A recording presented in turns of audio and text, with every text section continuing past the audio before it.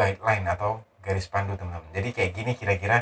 Oke teman-teman, jadi kan gue sering bilang ya kalau mau buat gradasi itu buat garis, ilangin garis. Nah di video ini gue mau kasih tahu ke kalian kayak gimana sih cara penempatan garis yang benar. Jadi mau setinggi apa garis yang kita buat.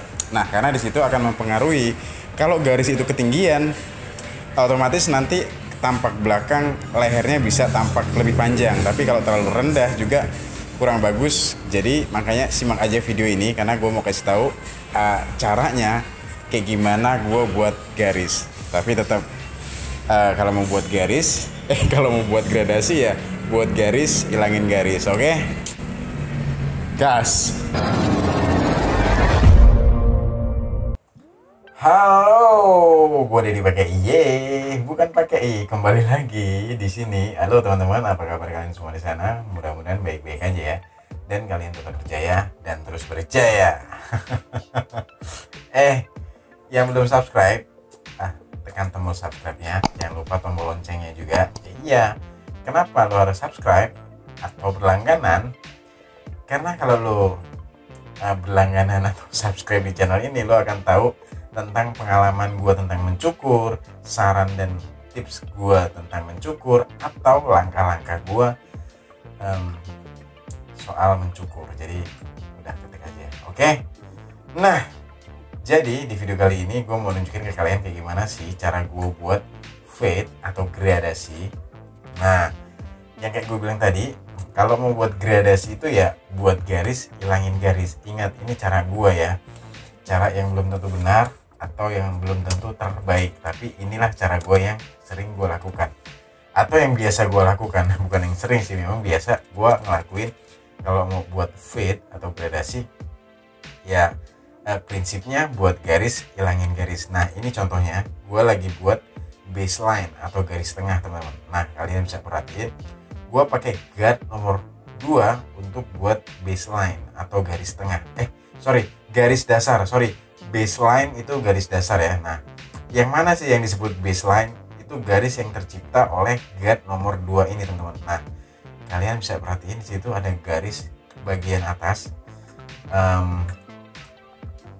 Patokannya buat baseline adalah, nah pokoknya kita ambil kalau kita lihat ke kaca,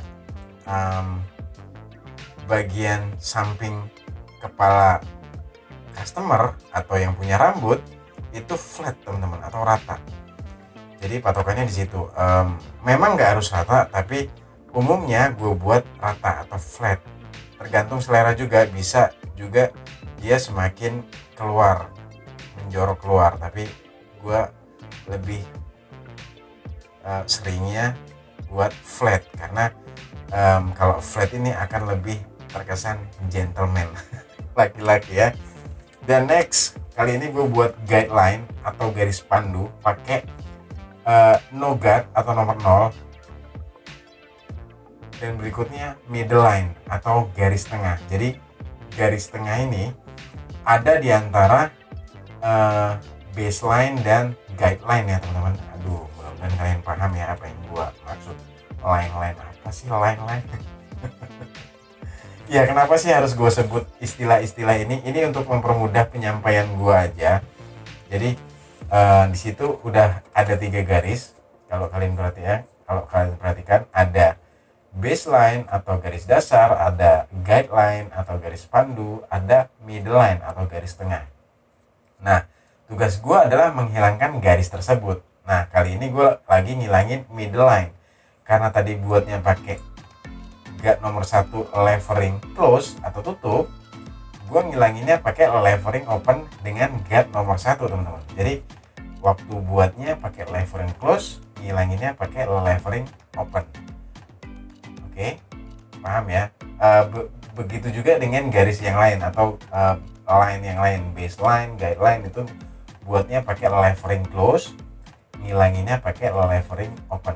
Nah kali ini sudah mulai hilang middle line-nya dengan cara gue hilangin dengan levering open. Nah kayak gitu aja ya. Jadi suka banyak yang nanya, bang cantumin dong nomor guard-guardnya. Nah meskipun gue cantumin, lo juga nggak akan ngapalin. Yang penting lo tahu prinsipnya aja. nggak perlu lo apalin nomor atau guardnya. Jadi prinsipnya buat garis, ilangin garis. Nah, guard yang dipakai guard nomor 2 dan nomor 1. Nah, nanti ada tambahan guard nomor setengah, teman-teman. Nah, kali ini next ke step berikutnya, gue lagi mau ngilangin guideline. Nah, karena tadi buatnya pakai guard levering close, otomatis ngilanginnya pakai levering open. Dan ditambah untuk mempermudah atau mempersingkat waktu gua, jadi kali ini gua pakai guard nomor setengah. Nah, sebetulnya ini ukurannya hampir sama dengan levering open ya, teman-teman. Tapi dengan pakai guard nomor setengah ini, gua lebih safety lagi atau lebih aman lagi untuk gosoknya.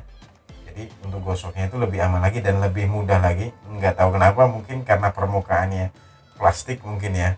Jadi lebih mudah dibanding pakai levering open, teman-teman. Nah, kayak gitu jadinya. Jadi tinggal tersisa guideline atau garis pandu, teman-teman. Jadi kayak gini kira-kira kalau gue tadi udah buat middle line dan gue ilangin middle line-nya. Gue buat garis tengah dan gue ilangin garis tengahnya, jadinya kayak gitu. Nah, sekarang lanjut ke langkah berikutnya. Gue ngilangin rambut yang tersisa itu. Nah, itu adalah area transisi, teman-teman. Jadi karena nanti rambut yang tersisa di bawah itu mau gue razor, otomatis gue harus buat area transisi antara razor dan clipper. Paham ya maksudnya ya? Jadi gradasi pokoknya dari habis ke ada kayak gitu aja. Bingung gue nyampeinnya, tapi mudah-mudahan kalian paham ya apa maksudnya ya. Oke. Jadi gue buat area transisi dulu dan langsung gas di razor. Nah, kayak gitu.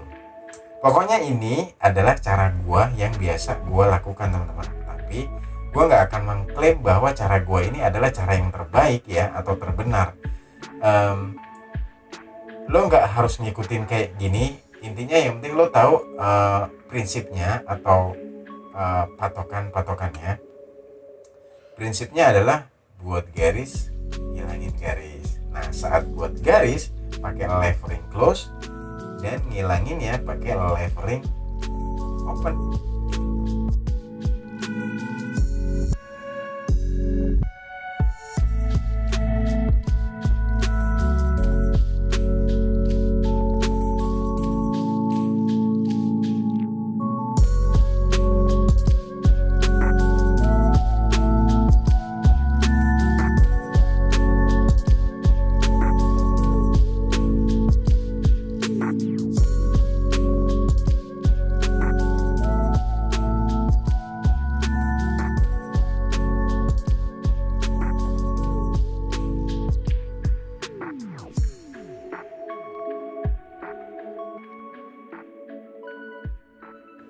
Nah, jadi bagian samping sama belakangnya udah gue buat fade.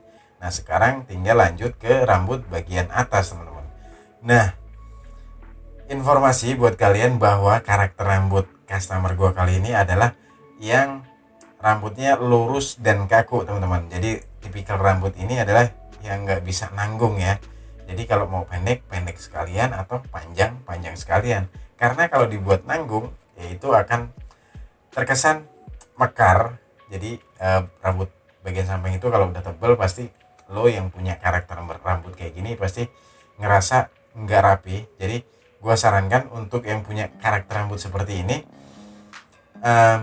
dibuat tipis aja dan pendek. Nah, makanya bagian samping dan belakangnya gue buat fade. Nah, kali ini bagian atasnya gue buat pendek atau short. Nah, di area sekitar usar-usar ini sengaja gue pendekin karena gue pengen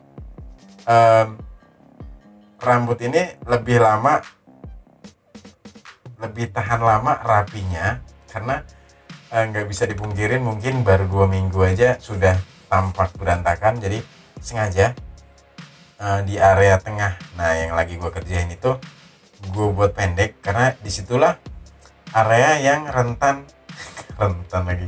Jadi area yang kalau udah numbuh itu terkesan mekar, ya megar gitu. Jadi yang punya tipikal rambut kayak gini pasti akan tampak lebih besar ukuran kepalanya. Makanya kalau lo punya tipikal rambut seperti ini, gue sarankan lo potong pendek aja. Kalau yang pengen tampak rapi ya, gue sarankan samping dan belakangnya dibuat tipis kayak gini, dan bagian atasnya dibuat pendek.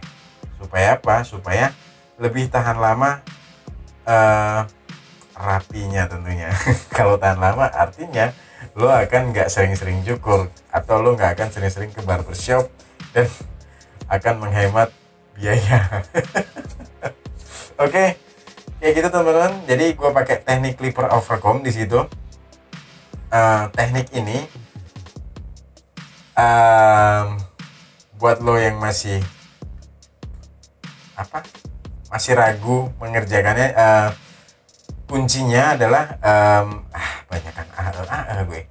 Jadi kuncinya atau kontrolnya itu ada di sisir teman-teman. Jadi lo harus mantep megang sisirnya. Jadi sisir itu yang ngontrol mau seberapa panjang lo potong atau mau seberapa pendek lo kurangin. Jadi kontrolnya itu ada di sisirnya, sedangkan clippernya juga cuma motong aja. Jadi kuncinya ada di sisirnya ya teman-teman ya.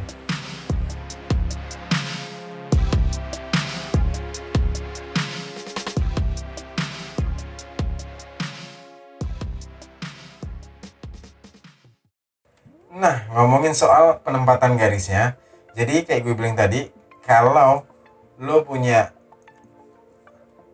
ukuran leher yang ukuran leher atau kepala belakang yang tinggi atau panjang, gue sarankan guideline atau garis pandunya itu jangan terlalu tinggi, karena kalau terlalu tinggi itu akan memperkesan leher lo akan tampak panjang. Tapi jangan terlalu rendah juga. Kalau terlalu rendah, nanti rambut belakang lo akan terkesan kayak konde. Jadi mesti tepat. Nah, tepatnya itu di mana sih?